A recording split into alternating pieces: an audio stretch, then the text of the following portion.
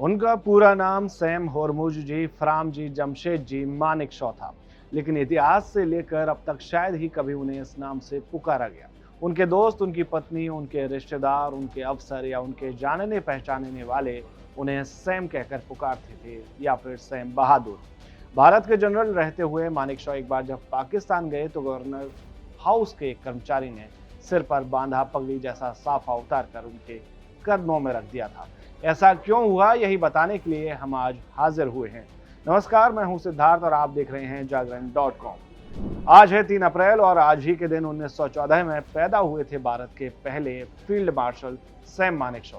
हमने पहले field marshal इसलिए कहा क्योंकि उनसे पहले यह उपाधि किसी ने कमाई नहीं थी।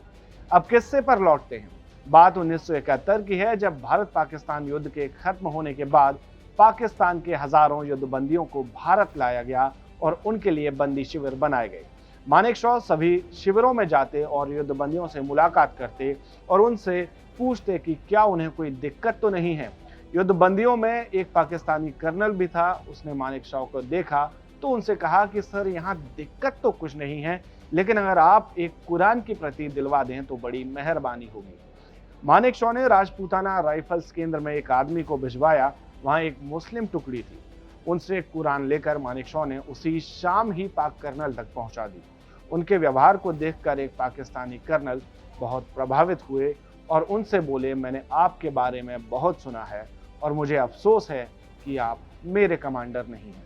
एक दूसरे मौके पर मानेक शॉ ने जब एक पाकिस्तानी जवान के कंधे पर हाथ रखकर उसका हालचाल पूछा तो वो लगभग रोते हुए बोला कि अपनी सेना के जनरलों को तो हम बस दूर से ही देख सकते थे, वो कभी सैनिकों से इस तरह आमने सामने होकर बात तक नहीं करते। इन युद्धबंदियों को लेकर पाकिस्तान में काफी दुष्प्रचार चलता था कि भारत में उन्हें खाना तक नहीं दिया जाता।